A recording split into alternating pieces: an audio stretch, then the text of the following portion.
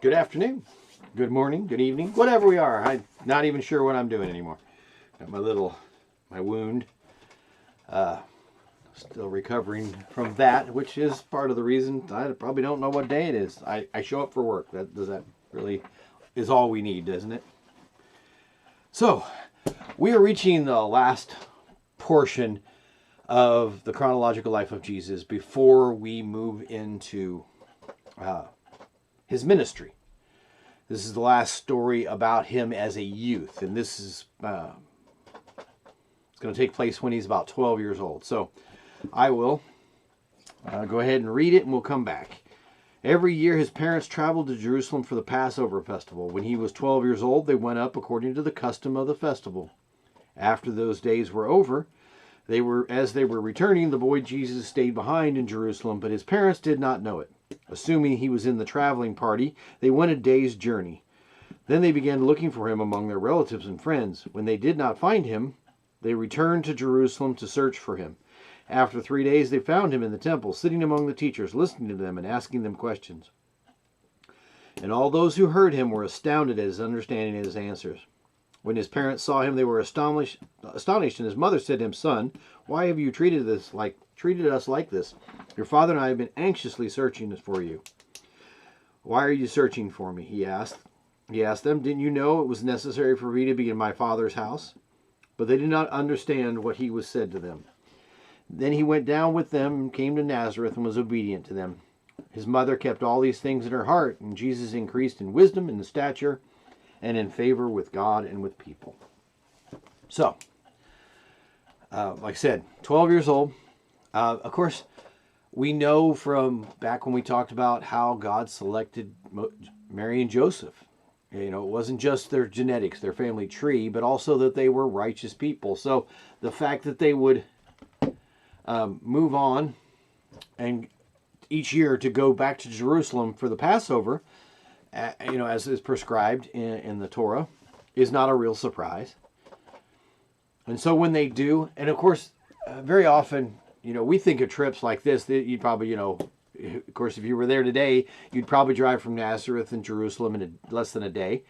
You'd stay overnight, you'd do Passover there, maybe a couple other days, and then you're gone, you're home. But because travel took so long, people were more likely to stay for extended periods of time. They don't tell us in this case how long it is. I've read several places that talk about people say maybe people that were coming even from as far away as Rome, they would come for Passover, they would stay until after Pentecost and then go home. That's, a 50-day period. But if you're going to make a journey that can take up to a month or two, it seems worthwhile because you're probably not doing that one every year. But anyway, he stayed behind. And of course, his parents didn't know it because they traveled in groups. This is probably one of the best passages in the Gospels that really captures the difference in culture that we have. Because we were talking about us going for a festival or a religious observance. It'd be Mary, Joseph, and Jesus in the car, and off they would go. But instead, they travel with relatives and friends. It's a caravan. Well, one, for safety, but two, life was a lot more communal. People spent a lot more time in community with their friends and their neighbors because there weren't all those distractions that we have today: television, computers, cell phones, all those things that kind of really divvy us up into our own little houses with a less amount of shared activities. Whereas then, all the activities that were really fun, the singing, the dancing, the ceremonies and stuff, were always performed as a community. So I think this passage really captures that idea very well. And of course, when they didn't find him, they freaked out. Oh, let's just be honest. Like any parent, when you realize that your son is missing, it's a lot now when we have Amber Alerts and police and cameras and things like that. Imagine then, there's just nothing. If somebody took him, they may never know. So it would have to be incredibly stressful, which would be, "Son, why have you treated us like this? Your father and I have been anxiously searching for you." Yeah, exactly. Very anxiously. searching. And it said it took 3 days. 3 days. So they were a day's travel out, a day travel back. So for 2 days, 2 days or a day and some portion of the next day, they're looking around Jerusalem looking for Jesus. Again, I can't imagine the level of near panic that Mary and Joseph were in as they tried to find him.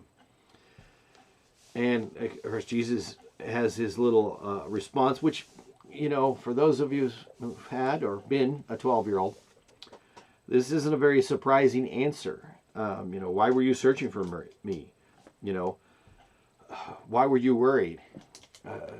How many times did I hear my son say that? You know, there was no reason to be worried. Yeah, except I had no idea about the things you're saying I should have known somehow.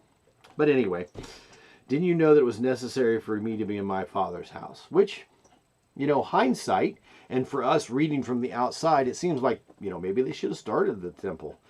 But I'm sure they started at their relatives, you know, the people they stayed with, in the inn, and the places where they'd gone to market. That's probably where they started their search. But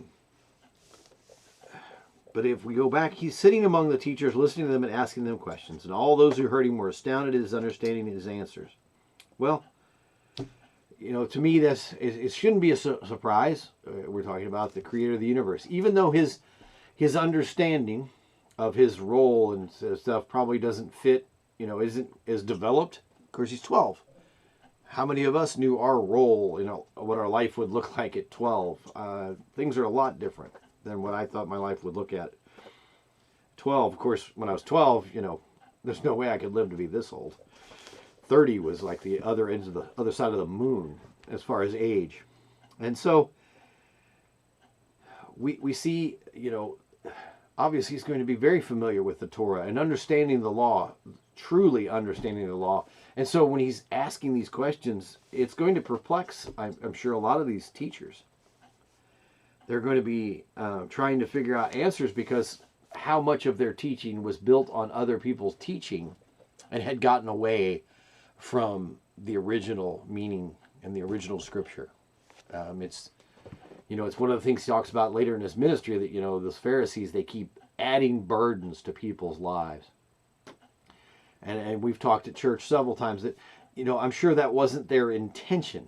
Their intentions were good in the sense that they wanted to be closer to God.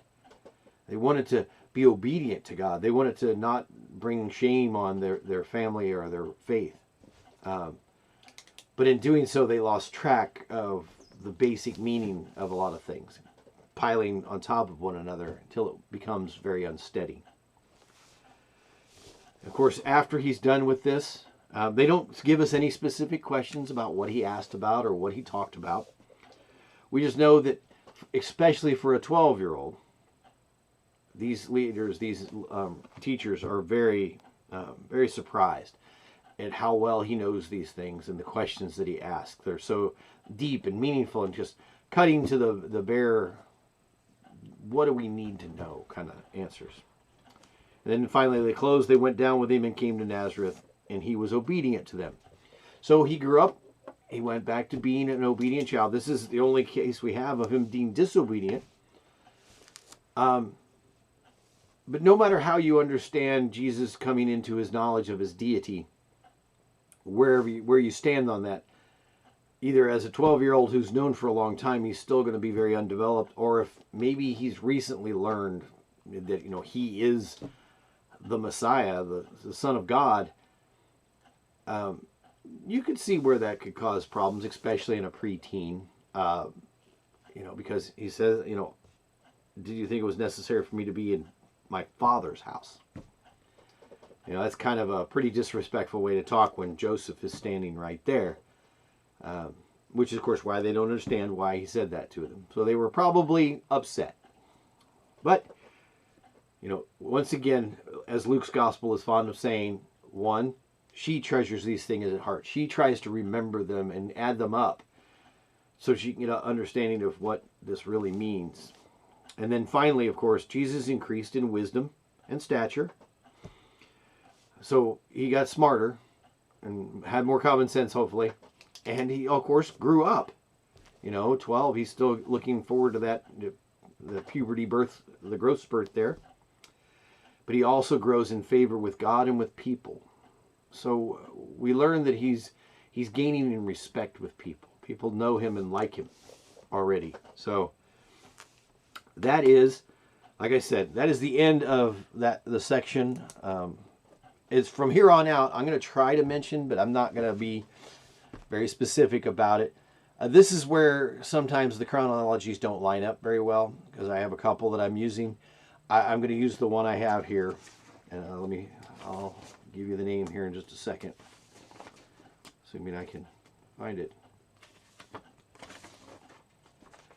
Well, there's the Interactive Life of Jesus study, and then this other one. They don't always agree because, again, the gospel writers weren't fanatical or even really conscious sometimes of timing. They were worried about themes and storytelling. They weren't worried about, time and date stamps. And so there are certain things that one would put at the beginning of his ministry, the others put at the end. I'm going to use my list here, and if it comes up or if I think about it, I'll mention how this goes somewhere else in other people's gospels.